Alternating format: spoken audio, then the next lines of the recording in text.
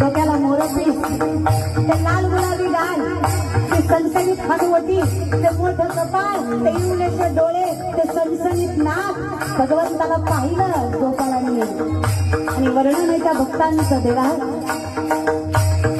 काय स्वरूप आहे तुझं, जीव घेणं. तुला पाहिलं ना, जीव दिला, स्वतःचा